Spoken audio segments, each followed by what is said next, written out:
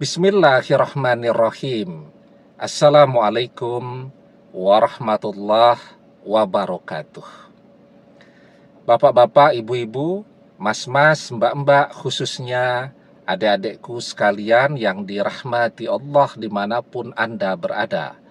Kembali di IIP Channel bersama saya, IIP Wijayanto. Kali ini kita akan membahas tema tanda-tanda khodammu merasuki mantan, ya. Nah, jadi ketika ada khodam atau jin ya yang merasuki diri seseorang, tentu orang tersebut akan mengalami perubahan ya. Jadi masyarakat kita sering juga menyebutnya ketempelan. Setan itu adalah golongan jin, ya. Walaupun jin itu ada yang taat, ada yang saleh. Jadi belum tentu bagian dari setan. Tapi setan itu semuanya adalah golongan jin. Dan itu dijelaskan di dalam surat Al-Kahfi ayat yang ke-50 ya. Nah, jadi ketika setan menempeli manusia ya, dekat begitu, dan dia membisikkan ke dada manusia dengan kemarahan, kedengkian, kebencian, dan seterusnya. Nah, maka tentu manusia yang ketempelan itu akan mengalami perubahan. Jadi pemarah, emosional, suka bertengkar, ya, sering blank, dan seterusnya. Nah, akan dijelaskan tuh di dalam surat An-Nas ya, bahwa setan itu meniupkan kebencian, keburukan, kedengkian ke dalam dada manusia. Allazi yuwaswisu fi sudurin nas, ya, yang meniupkan kebencian, keburukan ke dalam dadanya manusia. Nah, sekarang ketika seseorang mengirimkan khodamnya, bisa tidak? Bisa, ya. Dan itu banyak terjadi, bahkan sejak zaman dulu banget. Itu dijelaskan tuh di dalam surat Al-Jin ayat yang ke-6. Wa annahu kana rijalum minal insi ya'udzuna bi rijalim minal jinni fadzaduhum rohaqa.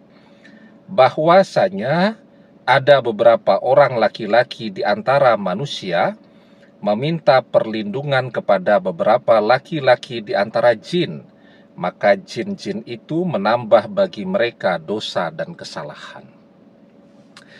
Jadi manusia meminta bantuan kepada jin itu adalah sesuatu yang biasa dan sering terjadi.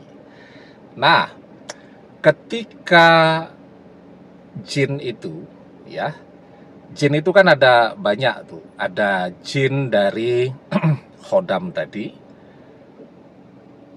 ada juga jin korin kita, itu juga dijelaskan di dalam hadis, ma minkum min ahadin illa waqad wukila bihi qorinuhu minal jinni. Tidak ada satupun orang kecuali akan dibersamai oleh korin dari golongan jin ya. Jadi ada juga jin yang menemani kita yang namanya jin korin kita. Tapi kalau jin korin dia tidak kemana-mana, dia di samping kita saja. Nah, ketika khodam itu tadi atau jin itu tadi, khodam itu artinya pembantu atau pelayan ya, diperintahkan. Tapi kalau dia mau diperintahkan tentu tidak ada yang gratis di situ. Dia mesti minta sesuatu ya. Masuk kepada mantan atau orang yang dicintai ini karena mungkin merasa terobsesi betul dengan mantannya. Pokoknya kalau mantan ini tidak balik-balik juga, tetap harus balik ya. Kalau perlu dengan menggunakan khodam dan seterusnya. Nah, jadi dengan bantuan para ahli sihir misal begitu, khodam tadi dimasukkan kepada mantan atau orang yang dicintai, maka perubahannya paling tidak kelihatan ada 3.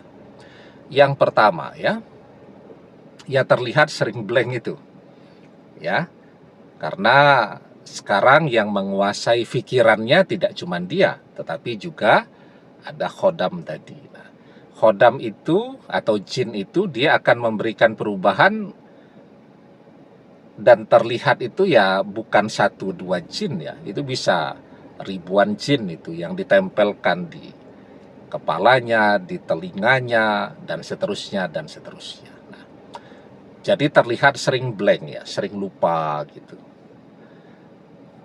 Tatapan atau pandangan matanya terlihat kosong ya. Yang kedua, kalau kangen ya dengan orang yang mengirimkan khodam tadi, itu terlihat tidak natural ya.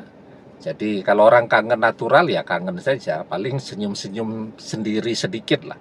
Kalau ini bisa sampai teriak-teriak ya, kalau tidak sampai ketemu mungkin bisa ngamuk dan seterusnya.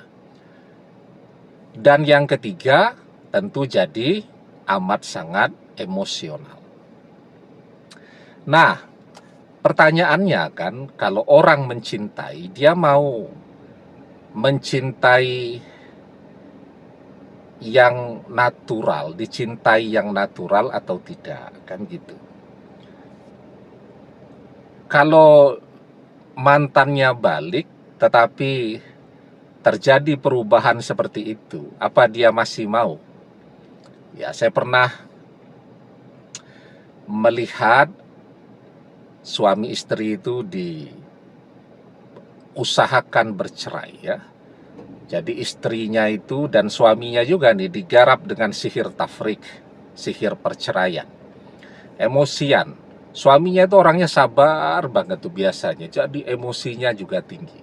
Nah, yang paling kasihan melihat istrinya, karena istrinya tidak punya pagaran. Ya, yang garap juga tidak jauh-jauh ya, orang tua istrinya. Ya, jadi si laki-laki ini, teman saya ini sebenarnya kuat ya.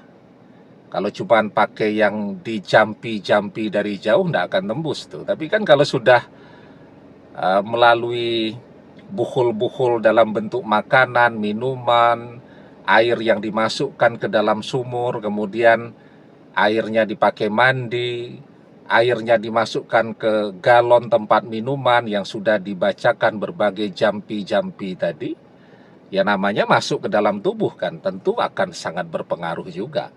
Dan siapa orang yang punya akses keluar masuk rumah sampai ke sumur kan gitu.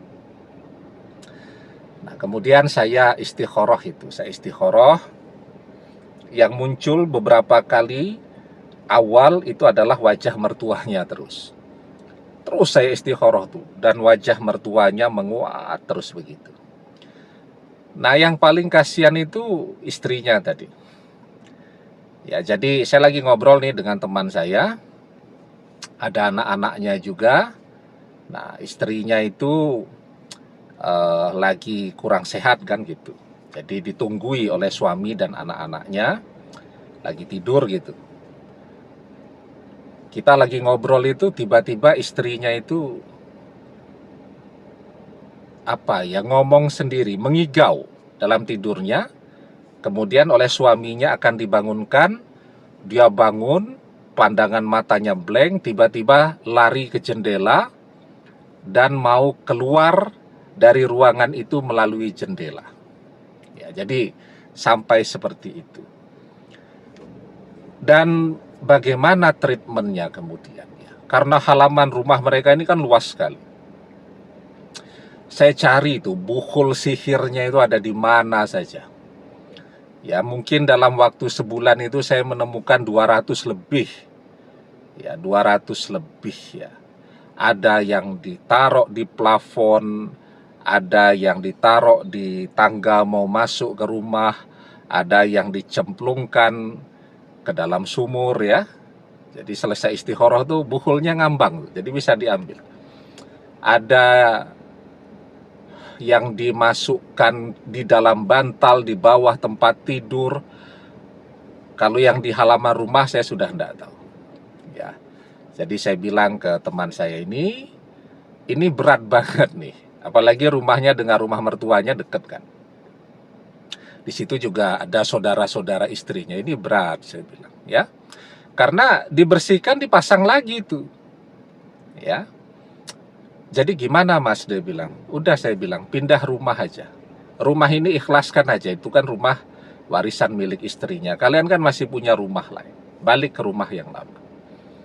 Nah, balik ke rumah yang lama. Butuh waktu sekitar setahun, ya, sampai istrinya betul-betul bisa kembali terlihat normal lagi. Wah, itu dampaknya luar biasa. Nah, jadi itu kan kita enggak mau kan kalau sampai mantan kembali tapi setengah gila seperti itu kan enggak mau. Kita mau dia kembali dalam kesadarannya yang sesungguhnya, dalam cintanya yang tulus, ya. Nah, maka sesungguhnya ya, ketika kita memilih menggunakan khodam tadi, ya, jin tadi, yang terjadi ya seperti itu, ya. Bisa kita dapatkan orang, tetapi kesadarannya setengah-setengah, ya. Dan tadi ya, yang dijelaskan di dalam surat Al-Jin ya, bahwa yang namanya minta bantuan kepada jin itu akan menambah dosa pada diri seseorang ya. Dan jin itu kan memang ada yang saleh, ada yang taat, tapi ada juga jin-jin yang suka menyesatkan manusia ya, yang kita sebut kemudian sebagai setan. Maka di dalam surat Al-Jin ayat yang ke-11 kita diajarkan wa anna minas solihuna wa minna duna zalik kunna taraika kidada. Sesungguhnya di antara kami ada orang-orang yang saleh, dan di antara kami ada pula yang tidak demikian halnya, adalah kami menempuh jalan yang berbeda-beda. Ya, nah. Jadi sekarang ketika kita menginginkan mantan untuk menjadi jodoh kita yang terbaik, caranya bagaimana? Nah, itu ya. Caranya tentu tetap dengan berdoa atau mengerjakan amalan, ya. Amalan itu juga bersifat permanen ya. Jadi dia tidak akan membuat orang jadi blank dan seterusnya, itu enggak. Cuman kan orang enggak sabaran. Karena doa dan amalan butuh waktu. Ya, orang kan pengennya serba cepat tuh. Ya, datang ke ahli sihir, bayar, kemudian bisa didapatkan. Kan orang maunya yang serba cepat. Tapi kan tidak ada yang gratis ya. Dia bersekutu dengan jin, jin minta sesuatu kepada dia, dan dia pun mendapatkan dosa kemusyrikan. Nah, tetapi kalau kita minta kepada Allah, ya, kita minta kepada Allah, karena apa? Karena menggunakan tukang sihir pun ya, tetap saja kembali kepada izin Allah. Ya, bahkan ilmu sihir itu mbok yo katanya sehebat apapun, tidak akan bisa terjadi jika Allah tidak mengizinkannya. Maka di dalam surat Al-Baqarah ayat yang ke-102 kita diajarkan wa ma hum bidzarrina bihi min ahadin illa biiznillah. Dan mereka itu ahli sihir tidak memberi mudarat dengan sihirnya kepada seorang pun kecuali dengan izin Allah. Ya. Nah, pertanyaannya bagaimana kalau khodamnya yang membantu itu dari golongan malaikat ya. Karena kan kita juga punya malaikat penjaga atau yang kita kenal sebagai malaikat muakibat ya. lahu muaqibatum min baini yadayhi wa min khalfihi yahfazunahu min amrillah. Bagi manusia ada malaikat-malaikat yang selalu mengikutinya bergiliran di muka dan di belakangnya. Mereka menjaganya atas perintah Allah. Ya. Jadi misal ketika orang membaca sebuah doa atau sebuah wirid tertentu ya, kan nanti ada kalimat taukilnya. Tawakkalu ya khuddama hazihil ayati syarifati. Tapi kan itu butuh bimbingan dari seorang guru ya. Artinya apa? Artinya kalau tidak punya guru spiritual yang bisa membimbing itu, ya nanti kita repot sendiri itu. Ya. Ya karena kalau sudah bersentuhan dengan dunia goib seperti itu, kalau orang tidak berbakat ya, atau dia tidak punya fondasi yang kuat, tidak didampingi oleh guru spiritual, kadang-kadang mata batinnya akan terbuka. Ya. Saya pernah tuh ada tante saya ya. Saya tidak tahu apa yang dia kerjakan, justru di usia sudah 60 tahun, ya, mata batinnya kebuka. Mungkin dulu ketika masih kecil dia sudah berbakat, ya. Tapi mungkin oleh simbah-simbah dulu ditutup. Nah, mungkin penutupnya lepas nih di usia 60 tahun. Itu sampai tidak bisa tidur setiap malam karena dia melihat ada jin beranak ya, ada yang bisik-bisik di telinganya dan seterusnya dan seterusnya. Padahal ini orang yang sangat berpendidikan, bekerja sebagai dosen dan orang yang sangat rasional. Jadi suaminya mengusahakan berbagai cara itu ya. Saya awalnya diam saja. Ya nanti tidak dibilang sok tahu kan, kita masih muda gitu. Ya. Tapi setelah duit habis ya untuk menutup tadi, nah baru minta bantu tuh. Ya, alhamdulillah ditutup, bisa kembali normal. Nah, jadi begitu tuh. Jadi ketika terbuka nanti jadi kaget sendiri. Ya, kalau tidak didampingi oleh guru, repot itu nanti. Nah, maka tetap yang terbaik yang kita lakukan adalah dengan berdoa. Berdoa itu naik ke pintu langit ya. Ya. Kalau amalan itu bergerak secara horizontal. Ya, tapi dalam bentuk energi. Energinya itu meresap. Ya, pelan begitu. Kemudian dia mengubah rasa pada diri seseorang. Dan dia bersifat permanen. Jadi setelah dari tidak suka dia jadi cinta, dari benci dia jadi mencintai kembali.